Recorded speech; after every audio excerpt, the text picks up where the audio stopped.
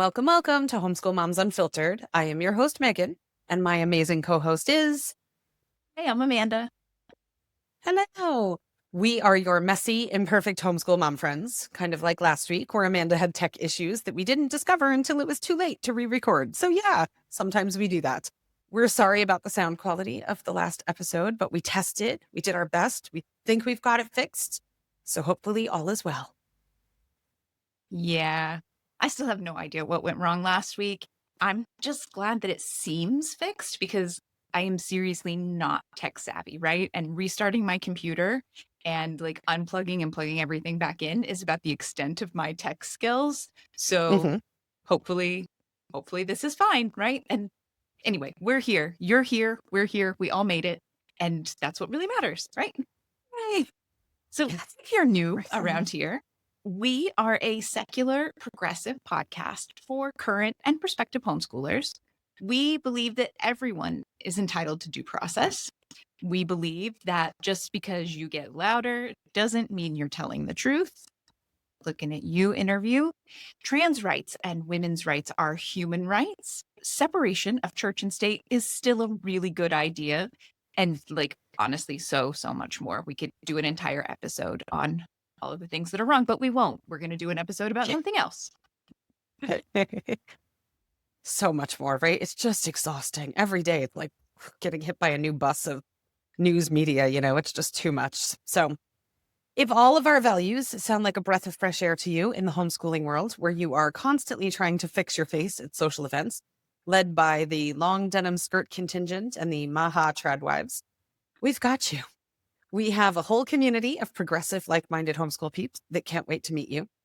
And while we are a homeschool podcast, this episode will probably be helpful for way more than just homeschool families, because this week we're talking about ADHD learning hacks. So if you have a kiddo in your home or your family who's ADHD, you might want to forward this episode to your parenting partner, grandparent, babysitter, somebody who helps with after-school homework, anybody you think it might be helpful who's interacting with your kids. Share the wealth.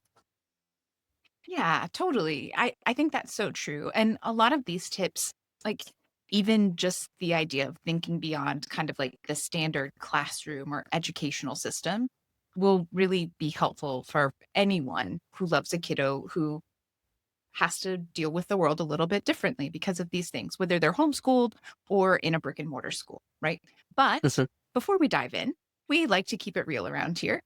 One of the ways that we do that is by giving a glimpse into our lives, the good, bad, the ugly, and, the week leading up to podcast recording. So how are things going in your world, Megan? Are you sure you want to ask? Right? It can't be the whole episode. I know it's been bad. It's been bad, right? Yeah.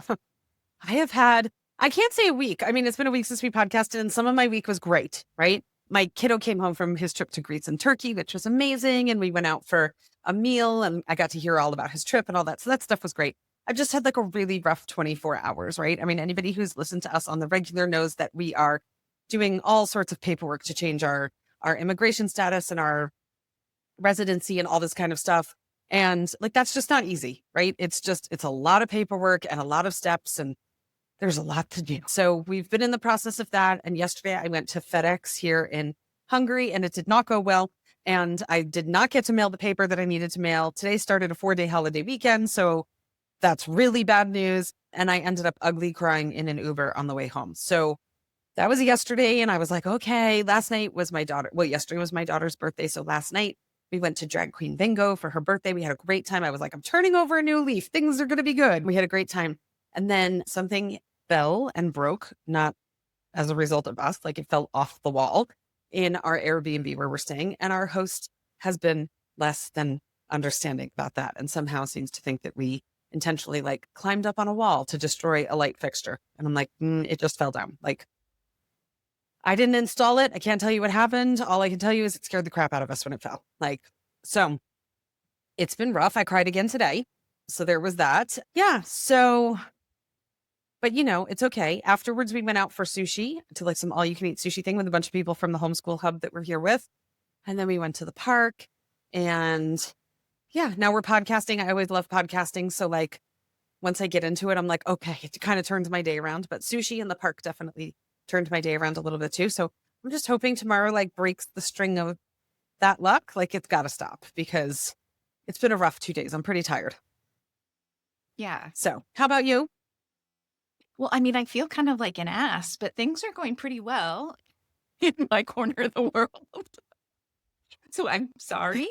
Yeah, no, like things are moving along nicely. Like we said, I'm feeling better. I'm on this new medication, and so that kind of sucks. It's got me a little messed up, but that's not necessarily unusual in my world. Today's a little bit of a crazy day for me. I had a follow-up with my cardiologist this morning, and so I've got a script for another heart monitor, and so that's always good times. We'll have a couple weeks of doing that, and the technology's come a long way. So in some ways that's good, and in some ways that sucks if you've ever had one, but at least, like it's always good to have the reassurance that your heart's doing what it's supposed to be doing and that there's no concerns there. So we've got that going on. And then as soon as we're done recording, we are jetting off to LA. We're staying at a pretty nice hotel in Hollywood for the night. It's kind of like a combo wedding anniversary trip. And then tomorrow, my kiddo has a homeschool field trip.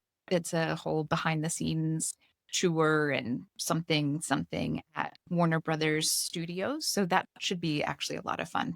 They produce a Mhm. lot of shows that we enjoy watching as a family. So, yeah, I mean, we're looking forward to that. Tonight, we're supposed to do like some kind of a nice dinner on a rooftop in Hollywood and should have some nice views. I can go create my social media if you want to see what that looked like. But yeah, so I'm just, yeah, things are okay. Things are good. I'm looking forward to, yeah, the next couple days, assuming, we don't get stuck in horrible traffic. Anyone who knows SoCal knows that traffic like driving into LA, especially in an afternoon, is a really bad idea, but we're going to give it a go. Okay, so let's dive in to our topic for the week, ADHD learning hacks. I don't know. I feel like this could be an entire like series for a whole month or something. It could be our version of the Debbie Reaver book, right? Yeah. I mean, there's so much to talk about, right? And I feel like the statistics aren't complete in the sense that there's probably so many more people homeschooling ADHDers than we even realize.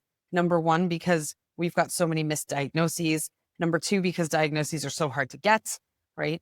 Number three, because we're not really reporting that in any way. So it's really kind of hard to track.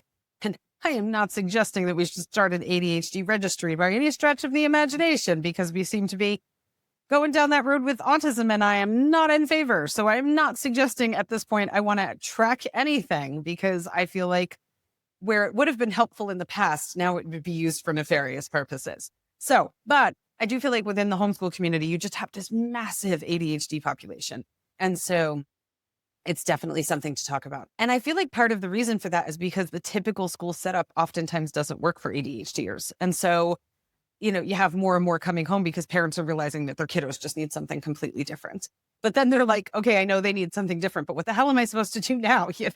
So that's what we're going to talk about today. So first, let's talk about what ADHD really is. We mentioned at the top about maybe sending this episode to grandparents or something like that, right? So if you're a grandparent who's like, we didn't really have this term when I was younger, and now it seems to be everywhere. What's happening? I mean, that is true. There were plenty of people who had ADHD wiring back in that time frame. It just wasn't diagnosed. It wasn't identified in the same way that autistic people have been around for forever and forever. And it just wasn't identified. Those people were quirky cats or loners or high spirited, whatever description you wanted to give them. And now we have an actual diagnosis. But ADHD is a lot more than being quirky or high spirited. It is a brain-based difference in the way that these individuals function, specifically with executive function skills, things like organization and memory and the way they tackle tasks and things like that. It is not an indicator of intelligence. You can have ADHDers across the entire spectrum of intelligence, just like everyone else. It has nothing to do with motivation. That is for sure. But it definitely changes the way people experience the world. It impacts the way they plan things, the way they focus on a particular task or activity, their ability to follow through on certain things. And there's a huge emotional regulation piece to it as well. So oftentimes ADHDers know what to do, but struggle to do those things consistently.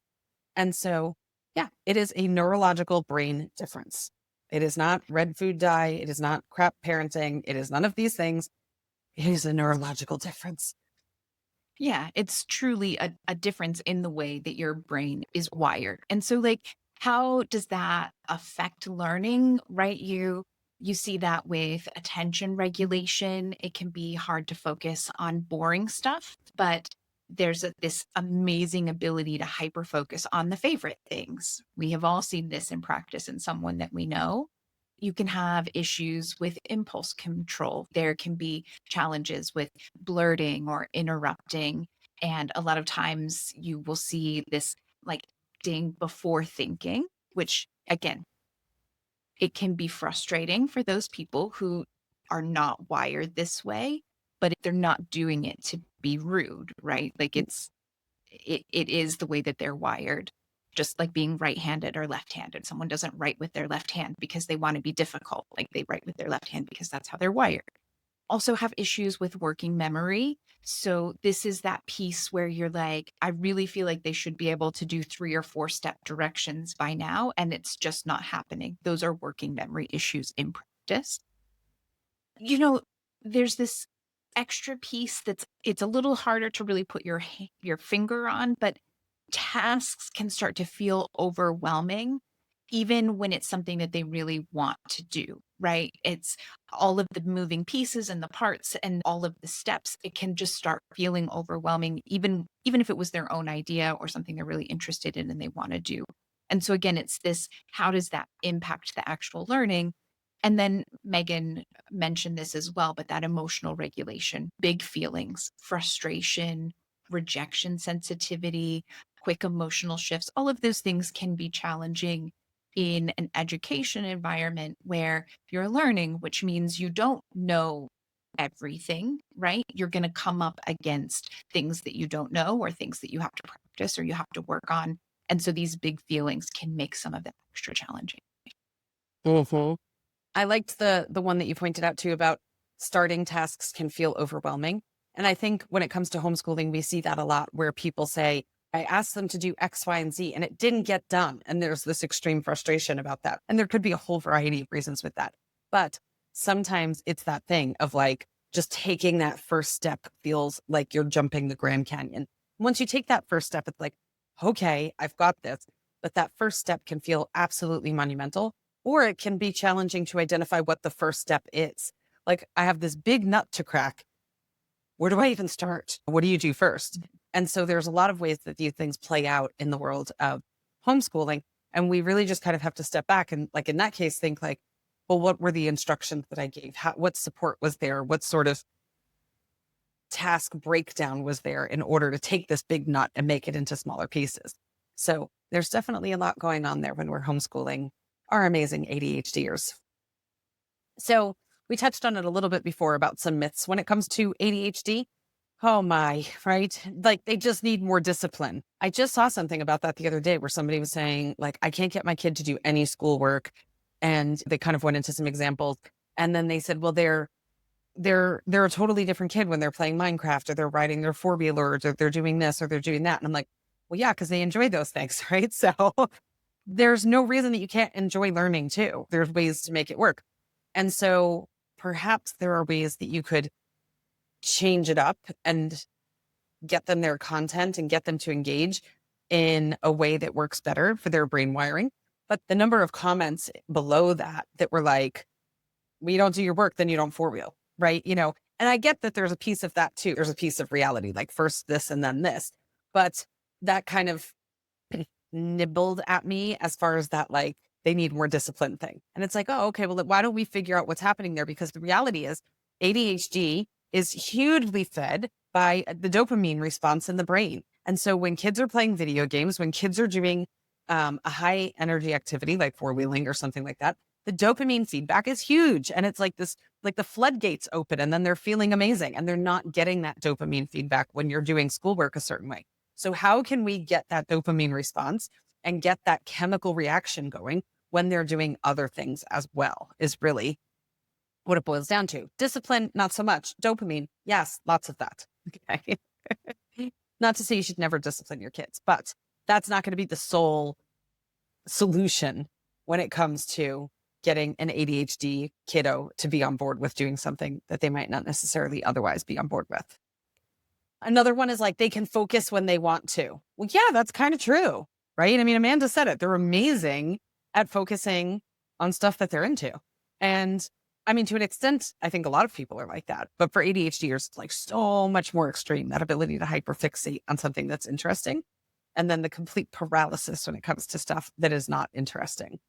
So for me, I kind of likened it to a person who has dementia or Alzheimer's. Would you say, oh, well, if they really wanted to, they'd remember who I was? Like, no, they're not going to, right? Because that's their neurological state. And this is very much similar to that in the sense that you can't override the physical of the brain. It's not a matter of willpower in this case. I think I'm living proof of the next one that you will not grow out of ADHD. Right?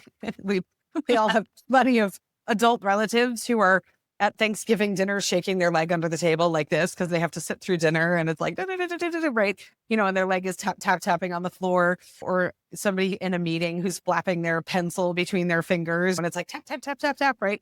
No, this is all the same thing. It's just a different manifestation of it as adults, but it's brain wiring. Your brain will not magically rewire itself when you graduate from high school or college or whatever the case might be. And then I think one of the last ones is that it's overdiagnosed. And so there's probably a little bit of something to that. I don't necessarily say overdiagnosed, but misdiagnosed sometimes or misunderstood. And we see this a lot, especially in younger boys, early elementary boys, that they can't sit still in school. And so there's this knee-jerk reaction to diagnose with ADHD and explore medication perhaps and all of that. And I'm not anti-medication. I'll put that out there right now. But a lot of times the thought process really might be, are they in an environment that's causing them to behave that way? And that environment might be a classroom. It's really hard for a 6-year-old boy to sit still for 6 hours in a day with minimal breaks and minimal engagement. That doesn't necessarily mean that's his neurological wiring. That's just being a 6-year-old boy. But in the US, there's not a lot of room for being a 6-year-old boy in the school system, in the traditional setting. And so sometimes I wonder if some of those kids end up kind of getting lumped in with our ADHDers, but not to say that it's all. But I definitely think we're seeing more diagnoses now, but we're understanding it better. We're able to identify it better. We're screening better. And so, yeah, you're seeing more. I don't know that that necessarily means overdiagnosed, though. Yeah. Well, and I think one of the kind of the struggles with it is there are some categories or, for people who don't know, kind of like buckets that you can be diagnosed in, but there isn't a great way to diagnose the fact that it's a spectrum as well. With almost anything that you can be diagnosed with, there's it's a spectrum of how much it impacts your life. Mhm. And, you know, because there's not a way to really easily and clearly identify that, it might feel like, oh, well, it's being overdiagnosed. When in reality, well, sure, this person does have ADHD, but maybe they don't need medication to be able to function well. And and in the past, we would have just been like, oh, that's a really fidgety person, the person who's always Mhm. shaking their leg during the meeting and at the table. Well, no, now we understand that does mean, that doesn't automatically mean they have ADHD. But in this example, right? Like, okay, so they have ADHD, but it's not to the point where they can't do the things they want to be able to do and achieve and accomplish without medication. Whereas on the other end of it, you'd absolutely have kids and adults who are like, man, my life completely changed once I started Mhm. medication, right? I'm so much happier. I'm so much more able to be the person that I want to be and the person that I always knew I was, but I just couldn't get there. And I think it makes it hard. We have all kinds of illnesses that have stages and that we know, like, well, you need this kind of treatment for this. And at this stage, you need this kind of treatment and those kinds of, but we don't really have that with a lot of these neurodivergent kind of diagnoses that we have these days. And so I think that's a big part of what makes people just automatically, oh, well, it's overdiagnosed. There's so much more of it. Like, oh, well, no, we've got some work to do there, right? Mhm. Okay, so this is going to surprise absolutely no one who is a regular listener of the podcast. But for me, whenever I'm trying to brainstorm a better way of doing something that's related to ADHD or really any learning difference, I personally like to go to understood.org. And so, for anyone who's not familiar with it, their kind of tagline is that Understood is the leading nonprofit empowering the 70 million people with learning and thinking differences in the United States. And they have this amazing website. I'm not going to say that it's the be all end all because it's definitely geared towards accommodations in like the classroom and maybe to a lesser extent workplaces. But I think it's a great place to like jump off because I'm not a big believer in reinventing the wheel, right? Like someone already came up with the wheel. So let's look at what they've got and see where we can make improvements or where we can change it to work better for our specific purposes. And the thing is, they have all of these recommendations, but they recommend them because they do help in certain situations for certain people. And so again, I like looking at their suggestions and using it as this like jumping off point. What ways might this apply at home? And sometimes more importantly, what expectations do I need to let go of to help my kiddo succeed? Right? I think one of the areas that grown-ups in this situation most need to kind of deschool on and let go of their baggage around is these areas of like environmental hacks, right? So we're talking about learning hacks, but the environmental things, those are the kinds of things that us adults, as the grown-ups in the room, can struggle with the most, right? Like this idea of making sure that we create movement friendly setups. Megan kind of mentioned that with like the 6-year-old boys who are told to, start school and sit down and you're going to sit all day and stop moving around and stop jumping. And, we don't run at recess and all of these kinds of things. Like we have to let go of this idea that kids need to sit down at a desk to be learning. That's not necessarily true. Kids can really benefit from things like standing desks. Or I know Megan's kiddo absolutely loves having like a bicycle seat at his desk. So when he has to be sitting at his desk working on things, he can still be moving in a way that really helps him move. There are wiggle cushions. We definitely have one in our home as one of the many seating options. Just the movement, the kind of the constant adjusting and sorting yourself out that way, it can help certain kiddos and adults, right? I mean, there was a while back, I'm not sure if they're still so popular, but a while back there was those exercise balls that everyone was using as like an office desk to help with your core. But it helped a lot of folks who also had ADHD because it gave you that constant little movements and the adjusting, and your body is doing something else that when your body is doing these other things, it actually helps your mind focus on what you need to focus on. Not for everyone, but it can certainly help for some folks. Trampolines are another one of those things, right? Don't tell your insurance agent that we're recommending it, but they are not necessarily distractions. There are certain kids, the trampolines and working on trampolines are huge. I've 100% heard stories of kids who struggled and struggled and struggled with memorizing their addition or multiplication tables. And then the minute they started working on them while jumping on a trampoline, they totally got them. Like these are those kinds of things. We, as the adult in the room, we really like to hold on to these ideas of, well, school has to happen this way. Learning has to happen in a calm environment where you're sitting down and you're not moving and you're not tapping your pencil and you're not this and you're not that. Well, does it? Like, why do we feel that way? I would really encourage you, if you're listening to this, to really take a step back and like think through those things and see if how much that actually matters, right? And if maybe that's an area that you can let go of for your kiddos so that they can succeed, they can learn more successfully. Another one that I think, especially this day and age, is like a weird kind of challenging thing is the idea of a calm zone, a place to calm down and re-regulate. We have spent so many years being told about timeouts and then time ins and, all of these kinds of things. But for an ADHD kiddo, we are like really looking at needing to do more like the a place where you can go and regulate, regroup, and reset instead of it being seen as a punishment. Like, go sit over there, calm down. That doesn't feel like I want to support you so that we can get on the right track and we can re-regulate. This is more than just a time in, right? This is a conscious decision of like, hey, sometimes we really do have to take a step back and just have that time to sort it out. I think another way too, that especially again, the adults in the room, we need to be okay with the idea that kiddos can and probably should demonstrate understanding in things other than written assignments or long standardized tests, or even just any sort of written test, oral reports, posters, video presentations. Just letting your kiddo teach you about whatever they're learning, like listening, actually really taking the time to listen to what they're sharing. And just, again, this idea that like you can demonstrate that you have learned things without it having to be a long, tedious writing assignment or a long test or anything like that.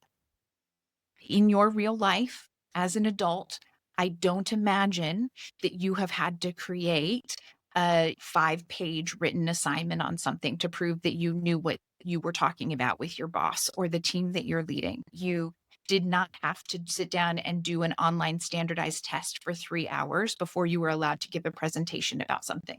We always hear this like, well, but we've got to prepare kids for the real world. Okay, great. So let them give an oral report. Let them put together a PowerPoint presentation or a slideshow of some sort. These are great ways that will help them, but also do the thing that we always talk about wanting to do, helping prepare them for what the real world might in fact look like these days. Mm-hmm.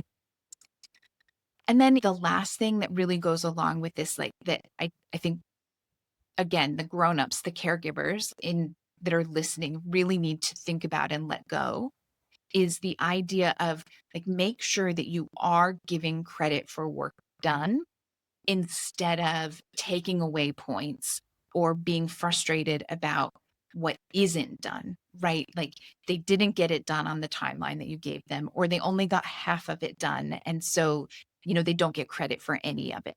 If you're homeschooling, especially if you're homeschooling, but even if you've got a kiddo in brick and mortar, like understanding that what got finished is what you need to be looking. Did they get it? This part of it, because the vast majority of the time, not always, right? But the vast majority of the time, if they got bored with it and they already showed you that they knew how to do it, they're not going to focus on the rest of the assignment. But why do you need them to just keep repeating and like, I still know how to do it. Yep, I still know how to do it. Yep, here's another problem that shows that I still know how to do it. Like, focus on did they get it? Do they understand it? Okay, that's what we're going for. Not did they finish the entire assignment? Mm-hmm. I mean, you're perfectly describing one of my big pet peeves from our school days. My oldest child is hyperlexic. And so at 7 years old, he was reading Ridiculousness and had the highest reading score in the entire county and out of any K-5 student, which was a huge county and all of that, right? And so on Monday, the teacher would give a pre-spelling test and she would throw words out. Kids would spell them. Based upon how you did on the pre-spelling test, you got your list of words to work on for the week. Every day there was spelling homework and there was this menu in this spelling book that you had, and you had to pick from like, write each word using opposite colors. So like you would pick 2 colors like red and blue, and you'd write recipe in what are in one color, E in the other color, C in the other color. And that switching back and forth between pencils was supposed to sink the word into your brain. And there was a whole menu of this stupidity that was out there. And I was like, but the kid got 100 on Monday on the pre-spelling test. Why? Why are we doing this every day? And it's just like, it's that questioning of things. And I am a questioner of things, which caused me a lot of problems in the public school system. But it's that thing. If he's already proven to you he can do it, why are we doing all this ridiculous homework when he could be in the park? You've kept him inside for 6 hours. He wants to go to the park and climb trees. Let him go to the park and climb trees. He can spell. He's fine. He's hyperlexic. He's fine. Right? So yeah, it's that thing. But, in the school system, it was like, well, because this is how we do it. We do the pre-test on Monday and then you do the menu of options. And I was like, so if you're in that mindset of like pre-test is Monday, menu of options, final test on Friday, and you're butting heads with your ADHDer, that could be why, right? It's like to start to break some of those things down a little bit because they don't work that Well, way a lot yeah. of times. Exactly. And that's an excellent example. As the aggressive academic homeschooler, I'm going to say there's research behind the idea, not necessarily changing colors per letter, but of using different colors for different words and different textures and the feel and how for certain learners that does trigger Yeah. a memory. And that's great. If that works for your kiddo, this is one of those things. Wonderful, fantastic. Yeah. But if it doesn't work for your kiddo, or if you're in this situation where it's like, well, he doesn't really need it, but this is what the curriculum says, like, don't. Yeah. Like, if he doesn't need it, he doesn't need it. If he doesn't really need it, then he actually doesn't need it. And you don't need to enforce it. Like, let it go. This is one of those things, right?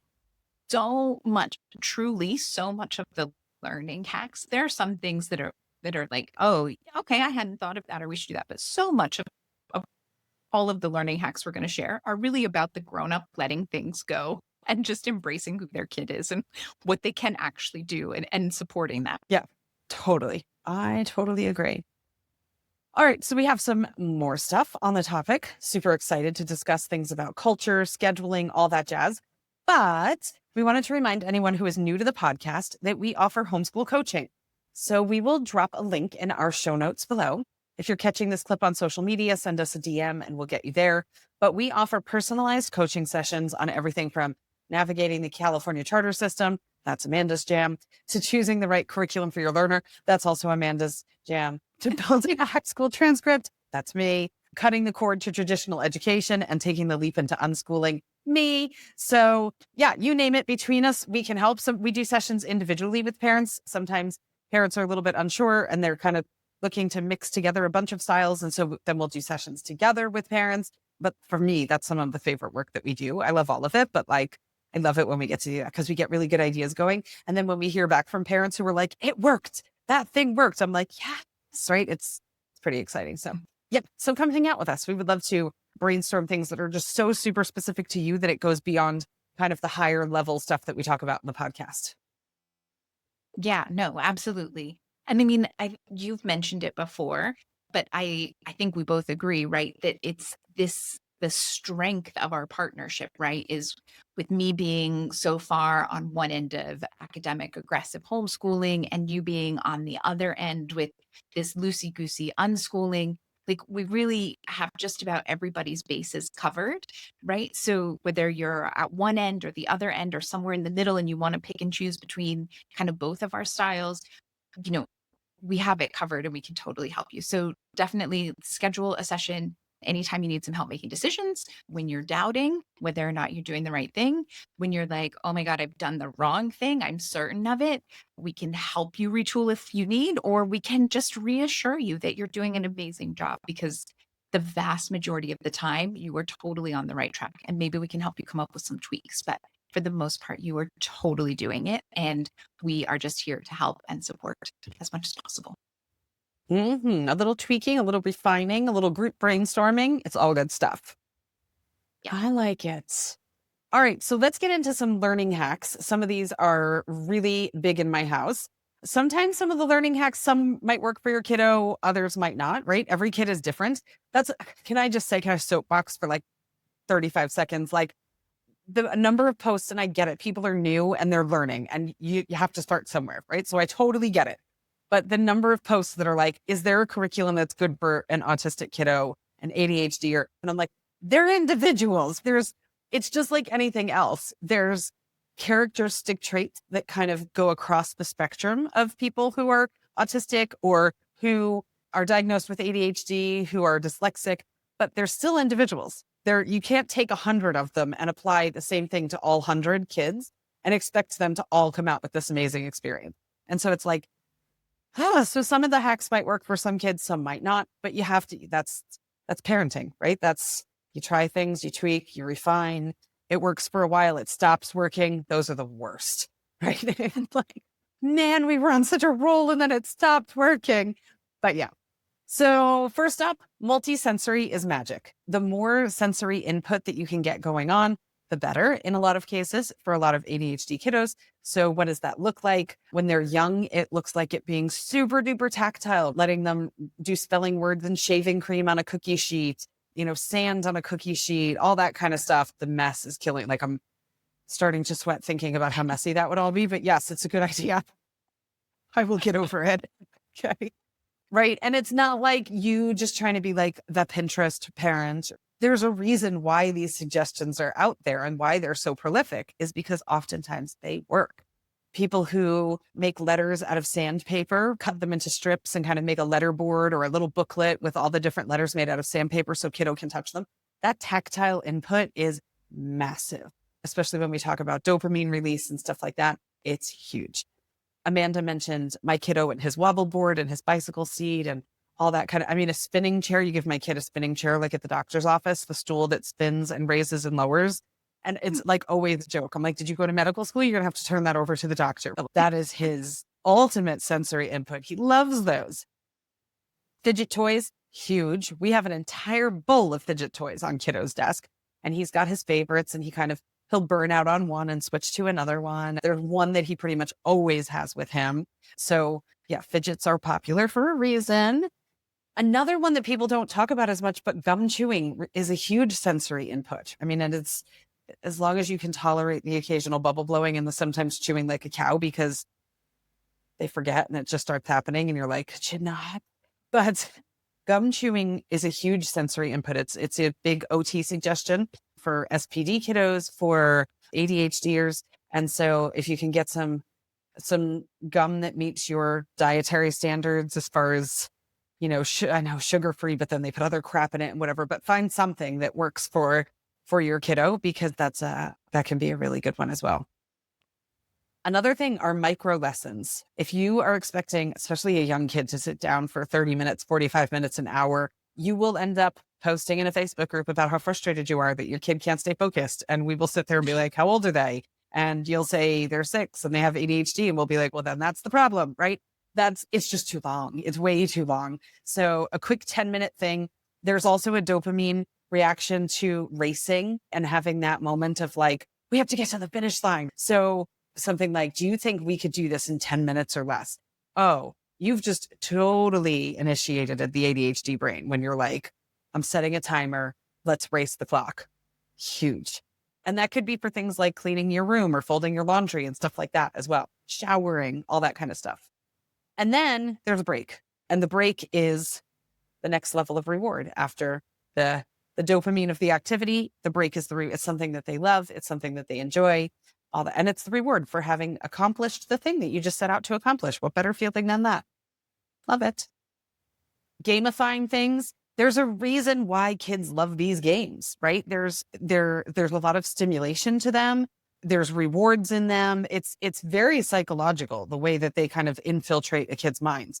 So why don't we use that to our advantage and do the same thing? We can gamify things. We can, if your kid loves playing games, fine. Find a game that does multiplication in games. Find a game that does spelling in a fun way. The point systems, I will race a point system like nobody's business, right? And there's no prize, there's no anything. It's that thing. It's that validation of having done it. So point systems are tremendous. And, you can create it and make it silly and let them get into it, which is really, really fun. The other one that we've talked about before is a little bit different and super duper fun is to let a kiddo teach you. Let them figure it out. Let them puzzle it out. Let them do the research. When they get stuck, let them find the answer. And then in the end, have them teach you something, because there's a defensiveness sometimes when it comes to like, we're going to sit down and I'm going to teach you this, but explain this to me. Oh, well, now I've been given a challenge. Now I've been given a task. I'm in. Let me figure this out. Let's do this. And so it's just a little bit of a different way of approaching having it done. If somebody can teach you something, that's one of the most powerful forms of understanding that there is. We've talked about that. You can know how to do something, but to be able to teach someone else how to do something is oftentimes a deeper level of understanding than just knowing how to do it yourself, because you have to be able to break it down and explain it differently, which is a great skill, a great, great skill. So there's some really good stuff out there. It doesn't have to look like you think it has to look like. Change it up. Yeah, that's it. If you are homeschooling or you're thinking about homeschooling and you're listening to this episode, we cannot stress enough the importance of going back in our queue and looking for the episode on deschooling. Go look at it, give it a listen, because so much of what we're talking about is this fundamental, like, take the time to really think about whether or not learning has to look the way you think it has to look. And as soon as you let go of a lot of those shoulds and those expectations, you can start implementing these things and actually really enjoy learning. Your kiddo can have fun. You guys can get on the same page.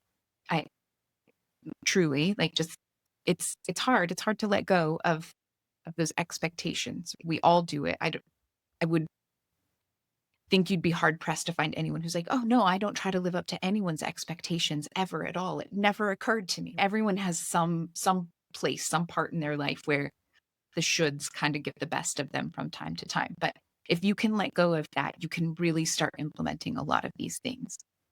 So another thing that we just want to quickly highlight and talk about, right?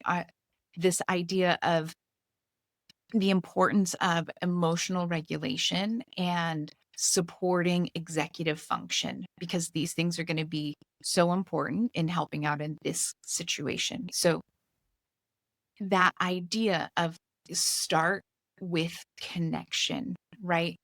Regulation comes before education. We've talked about it in other episodes. If a kid is always in fight or flight, if they're always dysregulated, if they're always anxious, their brain is not settled and open to learning. They are not going to be able to learn the way that they want to, the way that you want them to. So you really have to work on this creating a partnership and just like healthy regulation in your home between you and the kiddo that you're helping out here. And one of the important things to remember with this, and again, we've talked about this so many times, but if you're just picking up this episode or you need a reminder, or you're going to send this to your parenting partner or a relative that helps out a lot, meltdowns are not bad behavior. Meltdowns are a kiddo trying to articulate in the best way they can that they are completely overwhelmed, right? They might not have the words for it. They might not be in a place to be able to use all of the words for it. Maybe eventually they will have the words for what got them there, but a meltdown is it's their way of telling you that something is really off the rails. And as the grown up in the room, you need to understand that it's not bad behavior and you need to be able to help them calm down and re-regulate and just settle so that you can move forward in a more healthy way. And a huge part of that is going to be this idea that like just more general widespread regulation if possible, right? Coming home, bringing your kiddo home, especially if they've been in public school or in any kind of brick and mortar school and they're struggling with constant dysregulation, bringing them home is the first step. And then really like working to create just this trust and this environment where they're allowed to step out of fight or flight and they're allowed to just exist as who they are and be embraced fully for who they are, so that then you can kind of take that next step. It's going to be so important, especially for those differently wired kiddos. Something that's a little bit more tangible and easier, you're like, okay, that sounds like a good idea. I'm not 100% sure how I'm going to get him out of fight or flight. Something that you can for sure implement that helps with like executive function stuff is to use things like checklists. And it might be something where they actually check it off. It might be on a whiteboard where they get to erase it when they're done. But we talked before about creating these small chunks and giving, really small tasks and helping them figure things out, then put it in something where they can check it off or erase it and they feel that dopamine rush, like, oh, I finished that. I don't know Mhm. anyone who is like, oh no, I don't want to mark off my to-do list. I love my to-do list all being there staring at me in the face. It feels good to be able to take something off of your list. Give that to your kiddo in small chunks so that they can do that. The more they can do it, the more they're going to be encouraged to continue working at it and to strive for getting through the list. You can use things like visual cues. a lot of people like to do like signs or kind of poster things that have pictures or little things like that that you can work with. There are ones that are for younger kiddos and older kiddos. The internet is full of options and ideas and suggestions. Another one that I know is really helpful in our home is visual timers. So you can get just like a regular digital timer if that works for you, fine. I know my kiddo really does well with the visual one that kind of counts down. So it's a color. I think his is blue. He's got one that's blue and one that's rainbow, actually. And it counts down. So you set it for 5 or 10 minutes or however long the task is. And then they can see that they're getting closer and closer to it being done. And it's just a really, again, multi-sensory. They know how to read a clock and it's going to buzz when it's done. But the visual color changing can really help certain kiddos. And another thing that I think we all know is important, but sometimes we forget to actually do, is just this idea of normalizing starting over. We talk about emotional regulation and how to support executive function and all of these kinds of things. But how often do we make sure that we are modeling this, like, you know what, that didn't work. Let's try again. You know what? This is completely fallen apart and it's not at all what we wanted to achieve. So, you know what? Let's take a step back. Let's take a break and let's come back in 15 minutes and try again. There's so much that, I mean, truly normalizing this and saying, it's okay. It didn't work. We're going to try again. It's a parenting superpower. It's a caregiver knockout, right? Like this is the thing. You want to be able to do that and teach your kids that it's okay, right? Because the things that we model now are the things they're going to do as adults. So work on it. Even if you didn't get that when you were growing up, if no one in your family ever said, "Oh boy, this went to hell in a handbasket. Let's try again." It's okay, right? We're all working to be better. Every generation tries to do better and be better, but this is your chance to really model some of these like really positive things. And it's extra important for those kiddos who are differently wired and are just navigating the world a little bit differently. Yeah, I know for one of my kiddos that everything is bigger. Everything is just much bigger, much more heightened. Every sensation, every emotion, all of that stuff. And so when something doesn't work out, there's a fear of maybe not a fear. There's a huge letdown. There's maybe a feeling that they caused someone else an issue by not succeeding, that someone is disappointed in them for not succeeding. And the reaction can just be absolutely massive. And so, like, even just something like that kiddo has an ARFID diagnosis, which is a food restriction. And, we'll be traveling or we'll be out somewhere and I'll say, why don't you get this thing? And I will literally start off by saying, if you don't like it, even though I paid for it, it's okay. You don't have to eat it. And I won't be at all upset if you try it and it doesn't work out for you. It's totally okay. But why don't we do that thing? And so there has to be every time, like every time. And I'm a gentle parent. I'm not a yeller. I've never been like, you'll sit at this table until that plate is clean. Like so it's not like it's those thoughts and feelings are there as a result of the environment that he lives in.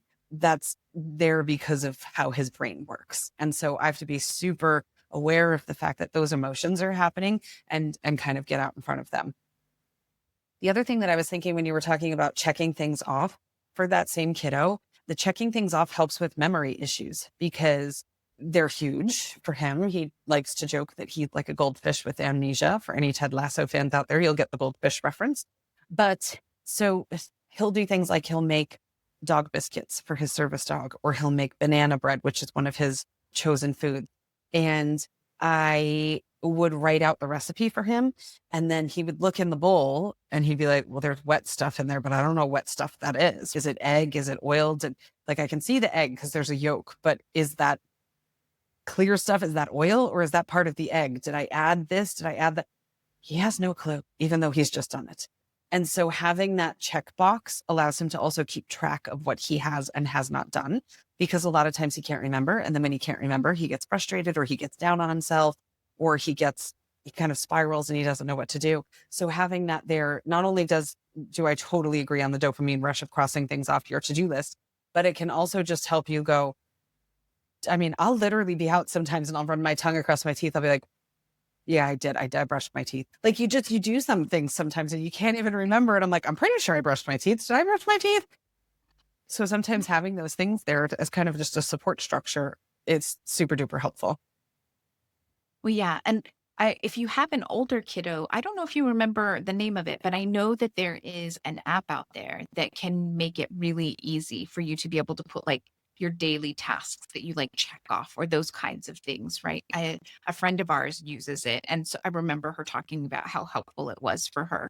But there are lots of options, right? If you've got a kiddo who's like, I don't want your paper in a sleeve so that I can use the reusable marker. Like I've grown up, mom, like that's really lame. There are other options, right? And it keeps that same idea. So yeah, don't give up. Hmm. Okay, so like I said, this could be an entire series, but we really just wanted to give you some ideas, right? And kind of start this process, get you thinking about it. And hopefully you found something interesting in here. We are wrapping up. Before we totally wrap up, we did just want to kind of do a little PSA. If you have been listening to our podcast for a while, you know that we had a big, very active Facebook group. What you probably don't know is that moderating such a large, active group kind of ended up like taking over our lives. And by kind of, I mean it totally did, right? Yeah. We were spending so many hours every day, literally every day, 7 days a week, managing the group. And so we have paused the group for the foreseeable future. And we've decided to focus on building community over on Patreon, where we already had a group going over there and we can offer more of like virtual live meetings and support without having to spend quite as much time on the day-to-day moderation that the Facebook group was requiring. So if you're a member of our Facebook group, please come join us on Patreon. There's a free option. You join as a free member and you'll still get regular updates and things like that. And then there are also several paid membership levels that gives all sorts of different things from unit studies to the live meetings to like weekly live meetings. There's just a wide variety to meet everyone's needs. And yeah, we look forward to seeing you over there. Yeah, we definitely do. We've got some great stuff coming up. I'm super pumped about it. Yeah. Very good. Well, we hope you took something away from today's episode. We'd love to continue the conversation. We have a neurodivergent parenting meeting over on Patreon. So come hang out. We'll chat ADHD all day long. It is my all day, everyday existence. So come hang out. Let's chat. So we like to end each episode with a mantra. And today's mantra is connection over perfection. Flexibility is a strength. Progress, like your child's education, is never a one size fits all situation. So I think that's it. Just keep repeating it and repeating it and repeating it. I had a visual before, Amanda, while you were talking and you were saying about like questioning things and stuff. I kind of had this visual of like, but if you're just starting your homeschooling journey or you're trying to retool your homeschool journey, visualize it as an empty box. And before you put anything in the box, do like the Marie Kondo. Does this serve my child? Will this spark joy in our homeschooling life? Like before you put something in there, because otherwise, I think it's so easy to just put something in there because you think it belongs there or because that's how your education was or it worked for your older kids or whatever the case is, right? But really being so mindful about each thing that goes into that box that's going to be your vehicle for your journey and making sure that it serves you, serves your kiddo, serves the long-term goals before you keep going. So I love it. And we hope you have an awesome rest of your day and happy homeschooling. Yeah. Have a great one.